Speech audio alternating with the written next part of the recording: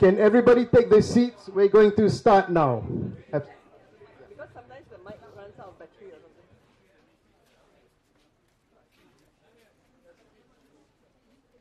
Testing, something. testing.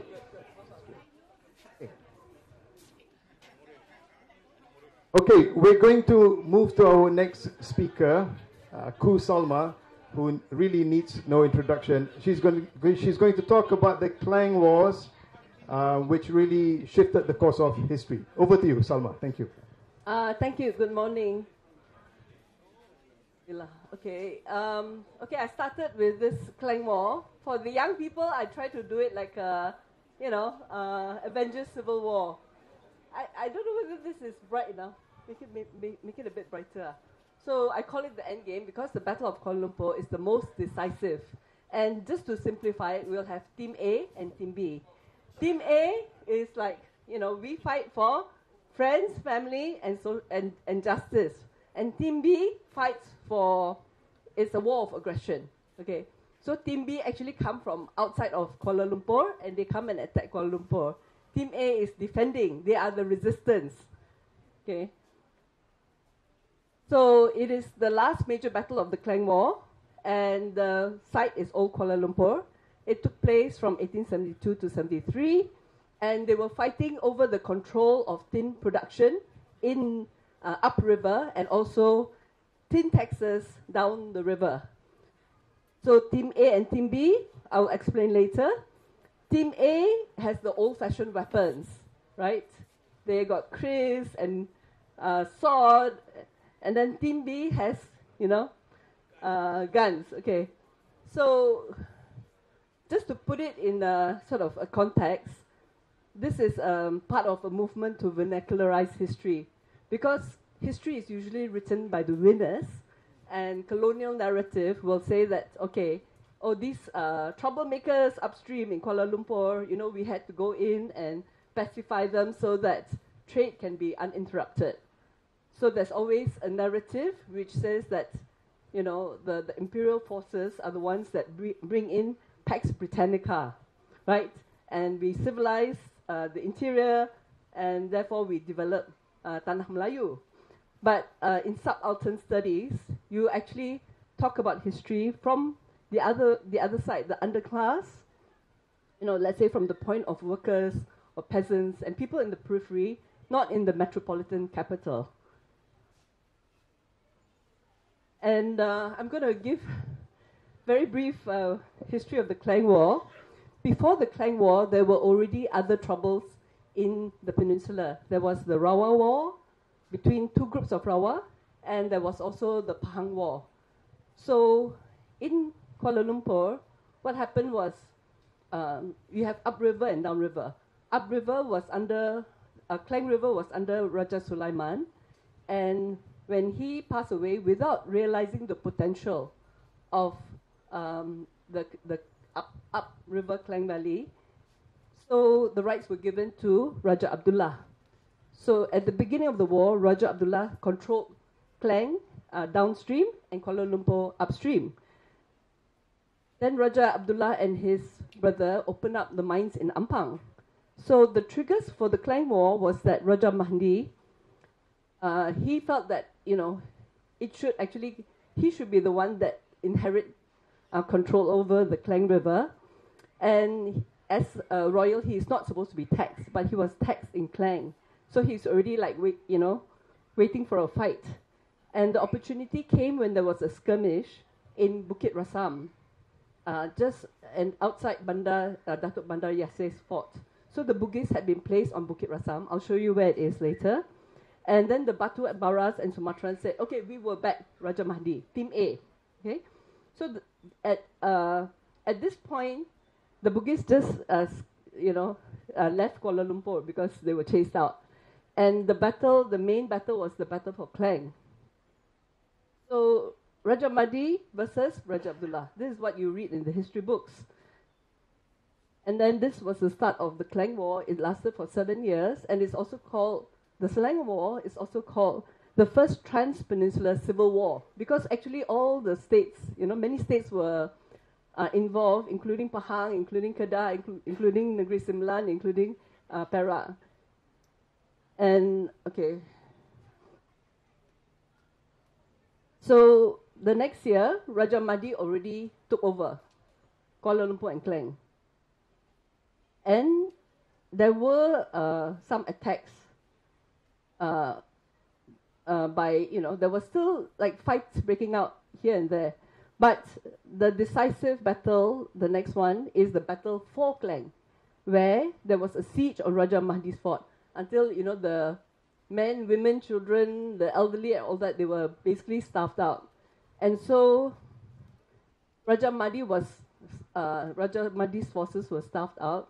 And then the sons of Raja Abdullah wanted to avenge the father. They were backed by Tengku Kudin. So Tengku Kudin is the newcomer here. And then Tengku Kudin controlled Klang. He got the support of the Straits merchants and also the British. So the battle for Kuala Lumpur actually started only in 1872. There were attacks by Syed Mashor and Chong Chong before that against Yap Aloy. So, now Klang is controlled by Tengku Kudin, and they still do not control Kuala Lumpur. Okay, so the next battle is to control Kuala Lumpur upstream. And by 1873, Tengku Kudin controlled both Kuala Lumpur and Klang, and the rest of the year was mopping up operations. Okay, so these are the Selangor Patriots. These are the photographs that we have. Of course, we don't have a photograph of Sultan Puasa, but these were the people who were fighting for Selangor, the resistance. And they were actually people who were very close to Sultan Abdul Samad, because I think Sultan Abdul Samad allowed Tengku Kudin to become the viceroy of Selangor, and he must have regretted it, because after that he backed the other side. So the Sultan, of course, will not go into battle himself. He's an old man, right? But he has people who are close to him going into battle. So they look at the costumes, the swords, okay? And then this is the other side, which is Tengku Kudin. Tengku Kudin was the son-in-law of Sultan Abdul Samad, and he brought in a mercenary army. So you can see that people, that they were even Africans. I think they're Habshi. So they were actually described as, they are from Calcutta, but the description sounds more like African. And he had European mercenary soldiers, and also Yap Aloy. So you see in the previous picture, Raja Ismail, you have Birch, Raja Ismail, J.G. Davidson, who became resident later. So Raja Ismail is the son of Raja Abdullah. And here with the British, he's right in the center, because he's representing, the reason why they are taking over Klang. But when you see him here, he's actually like very unimportant, because by that time Yap Aloy had, taken over Kuala Lumpur, and Tengku Kudin had taken over Klang, and Raja Ismail and the brother, were going around trying to get their claims, but they didn't get anything. So, as Lubis said, you have a sort of settlement already in 1818 in Kuala Lumpur. And that's where, beyond that, there are no houses. But in Kuala Lumpur, there are houses. Okay? So that is way before Hugh Siu or Yap Aloy ever came on the scene. It's 1818. So there were people there. And just to understand it, you have upriver and downriver. And it's not easy you cannot sail directly up the river. You have to walk half of the way. So the Sumatrans really had control over the highlands, and the Bugis had control over the port, right? And when Raja Asal moved into Ulu Klang in 1855, he didn't come as one person. He came with hundreds of people, because they were already in Pahang mining gold. They had gold in their pockets, and they started a settlement in Ulu Klang around 1855. So once they were there, they opened production, like open factory. Started tin mining, started planting rice, and all this tin was taken down the hill. And many of these are Mandalings, because every Mandaling noble wants to buka negeri. That means start a settlement. So they founded Mandaling settlements in Ampang, in Batu, in Setapak, practically everywhere, all around, like a semicircle around Kuala Lumpur, because all the rivers flowed into Kuala Lumpur. And so you can see here, Tunku Kudin's map refer to Fort Kuala Lumpur. Okay, you will see that was in Bukit Resam. So this Raja Asal's settlement was called Bandar Besar in Hikayat Pahang. This is Hikayat Pahang, and it was near the Klang Gates. So what is now identified as the largest quartz dike, I think, in the world or something, right? So it's actually a geological formation in Bukit Tabor, in that area. That was the settlement of Ulu Klang. It's very historic, it's very scenic. And then you have Kuala Lumpur. And Raja Billah is the nephew of Raja Asal.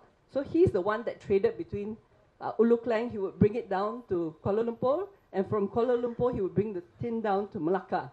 And Sultan Puasa was also between Kuala Lumpur and Malacca. And they were not the only ones. There were many merchants who were trading between Kuala Lumpur and Malacca.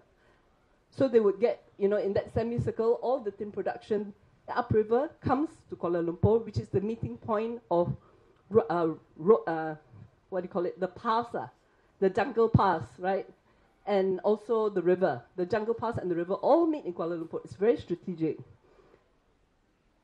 And beyond Kuala Lumpur, when you go up to Ulu Klang, there is a highland route. And this highland route connects up to Tanjung Malim through Kuala Kubu and down to Seremban, down to Rasa, Rico, through Kajang and down to Rasa.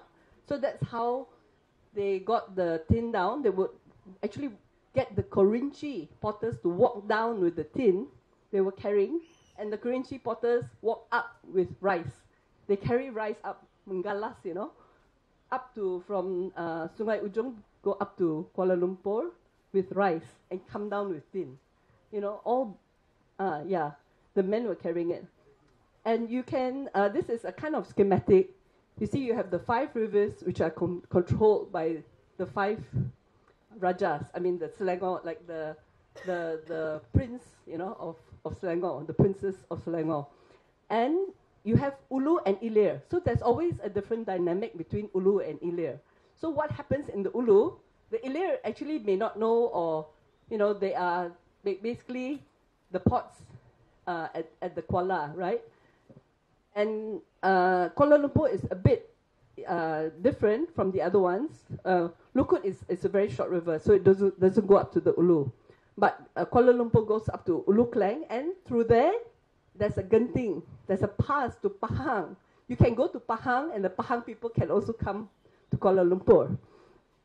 And then you have, so when, let's say, if they are going to be taxed in Klang, they don't want to pay taxes in Klang, they will take the tin down Langat River, or they will take it down Ulu Selangor, right? And they can get all sorts of, fighting men to back them up from anywhere on the Ulu.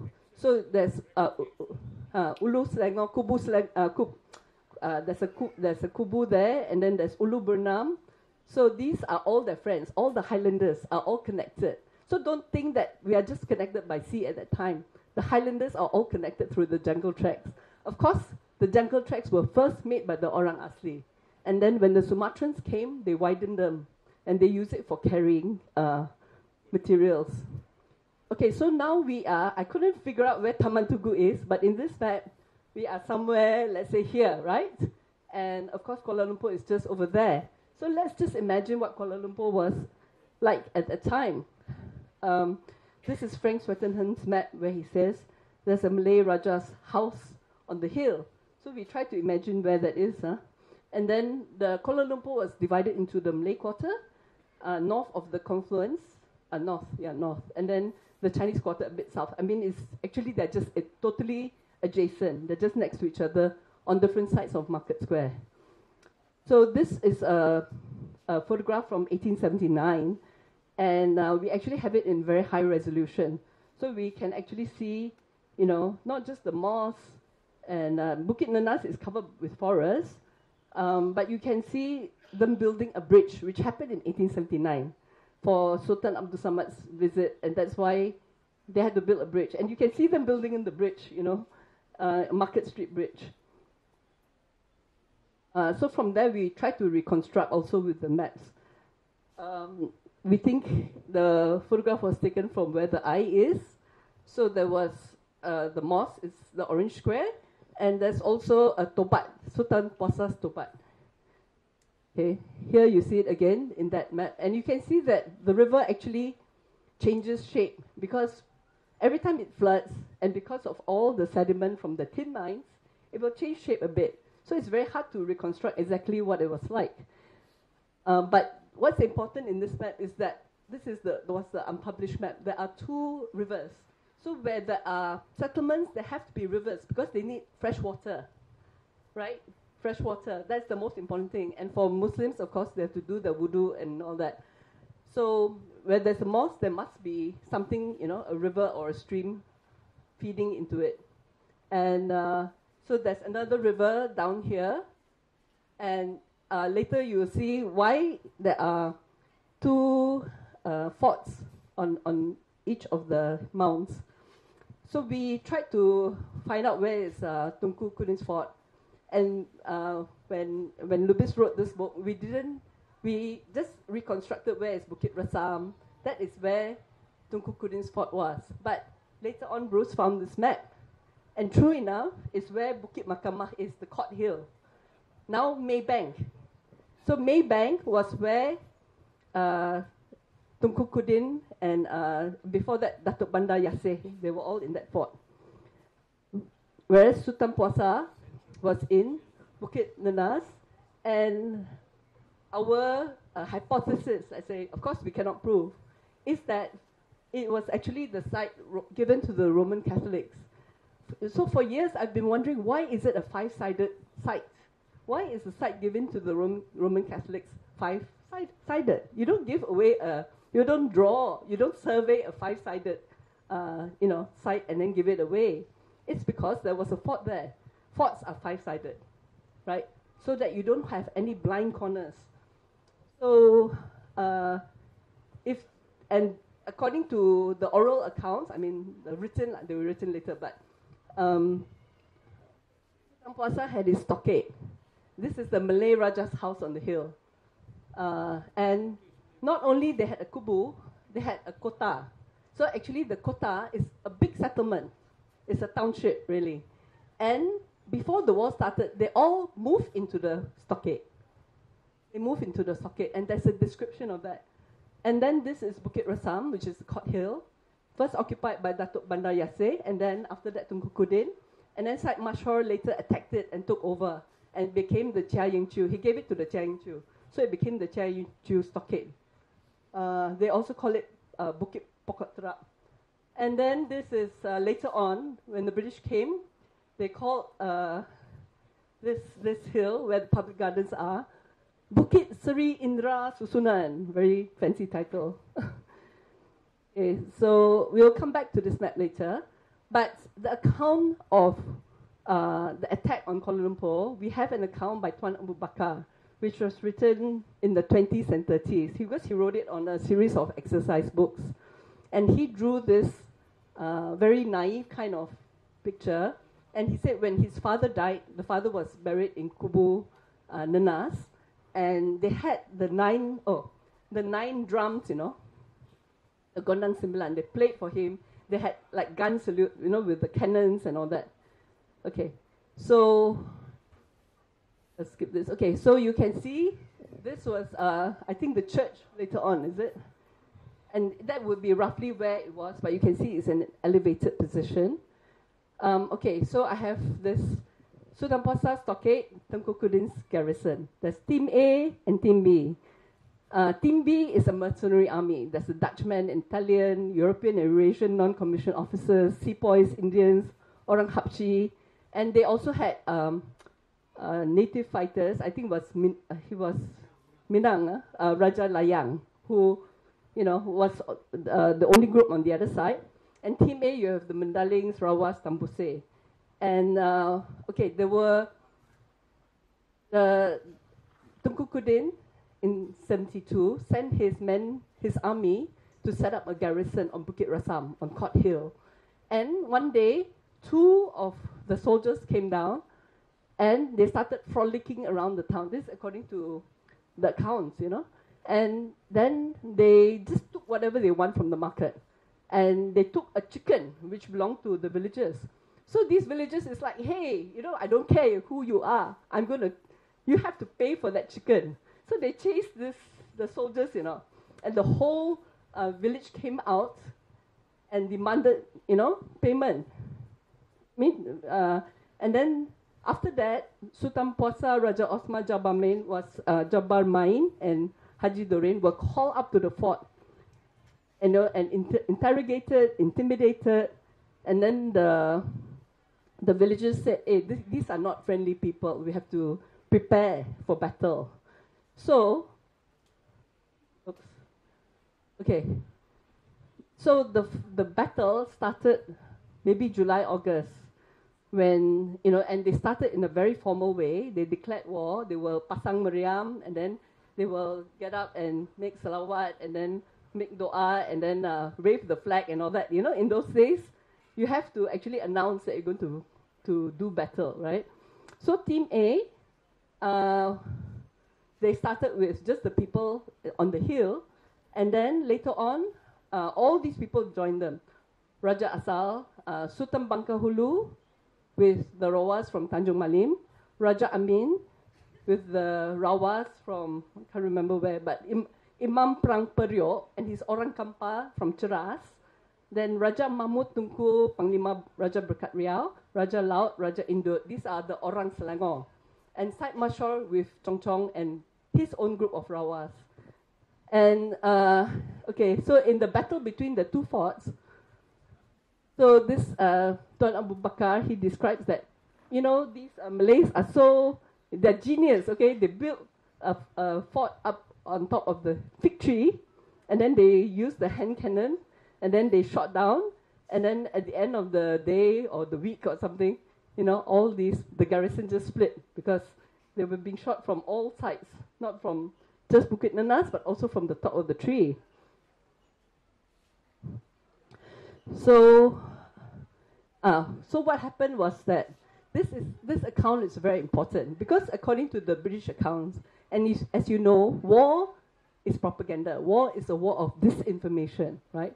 So the British said, oh, you know, Sultan Pos, what was it? Raja Asal was supposed to be helping Yap Malloy. But instead, he turned around and now he's on the other side. But they don't tell you that Raja Asal and Sultan Puasa are related. Of course, when he knows, at first they were fighting in Klang, he doesn't care. He will just be one of the suppliers, you know, one of the provisioners. But when they found out that Tengku Kudin's side is actually declared war on his own relatives, you can be sure that he will come to the defense of Sultan Puasa and Kuala Lumpur. So in Yap Aloy's account, he also said something like that, oh, it's an act of treachery. Raja Asal changed sides. But before that, Abdullah Hukum and Tuan Abu Bakar already said that the foreign soldiers were working with Yap Aloy, you know, and they already knew what was happening. So this is from Middlebrook. These are some of the movements of war. And, okay, so the final battle, basically, the main difference is that Tengku Kudin got the people from Pahang, Orang Pahang. Hundreds and hundreds and hundreds of people came in from Pahang. They destroyed Raja Asal's fort in Ulu Klang. And then from the sea, so there were people coming from the sea, there were reinforcements from the sea and from, you know, behind them from the hills. And the local resistance army just was totally defeated. And the last battle was actually, you know, they had, the first round they already defeated Tunku Kudin and Yap Aloy. And I think it ended around October. So in December was Hari Raya. And they said, oh, we have got peace, you know, we're back, you know, there's Kuala Lumpur is peaceful again. But then there were 2 men who were just going to the farm and they got shot. Yeah, got shot. Then they said, oh, the Pahang men are here. They knew. That was a sign. And so they prepared themselves to be holed up in the fort. So anyway, finished already. Okay, so there is a newspaper account of the last days of Kuala Lumpur, and I will just read. Okay, what happened was Raja Asal had a young wife, and she's from the Pahang royalty. Her name is Cik Putih, and she has long hair, and she was like very beautiful. And the first time when they attacked Raja Asal's fort, they managed to detain her. Raja Asal was away, but they got her. But they dare not touch her because she is Pahang royalty, so they won't hurt her. The second time when they attacked Bukit Nanas, she was in Kuala Lumpur, in Bukit Nanas, in the stockade. And they were holed up in the stockade. And one day she said, what are you men? Are you what? Menetas batu? You're just, what are you good for? If you're not going to fight, I'm going to fight. And then she's a warrior woman, right? And all the men said, no, we are going to, let us die first. So they all surrounded her when she went out. But basically, she inspired the men to fight. And the last battle took place in the field just outside Kuala Lumpur. It's at Sungai Bunus, where Sungai Bunus, that's why I wanted to show this. It should be somewhere there. I mean, I think lah. So anyway, I have to confirm with Bruce. Ujung Pasir. It's called Ujung Pasir. And it was out in the open. And on that day, many of the braves fell. And the river was red with blood and all that, right? The first day, they were just testing to see how strong they were. So they were fighting, hand-to-hand combat in a small open space. And that was the place where they played as children and all that. So they knew that they couldn't, that they were totally overwhelmed because the Pahang men had climbed up. They were already occupying the whole Bukit, Timbalan. So they figured out a way to let the women and children. So in this war, one is a mercenary army, the other one is a stockade with women, children, elderly people. And they said, how can we carry them to safety? So they fought for the second day, okay? The second day, all the braves went out. They sacrificed themselves. They knew they would die. But in the middle of the night, the women, children, and all that were taken out through Pudu. So they went out through Pudu. They went all around and then up to the Highland route and to Tanjung Malim to safety. So, they were fighting behind them, but the women led the escape. So this is, okay, the last part is, actually there's a newspaper of that day, which I happened to find. So they say that, where is it now? Last evening at 8 o'clock, news came from Kuala Lumpur that the Pahang men were in full possession of the place, and the following are the best particulars obtainable of the affair. The Pahangs have succeeded in getting Bukit Nanas, thereby closing the roads to the fort. The Mandalings, made an attack upon them on the 21st. Fighting was that day kept up from 1 p.m. until dusk. The next morning, they again commenced at 6 a.m.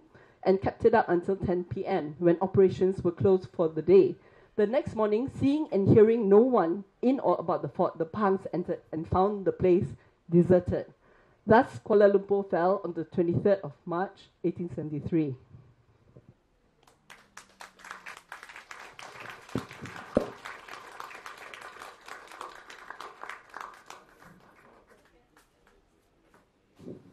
Thank you, Salma. I thought that felt like watching a movie. Thank you very much. So we're going to take a short break, and then we'll come back at about 10:25. Thank you.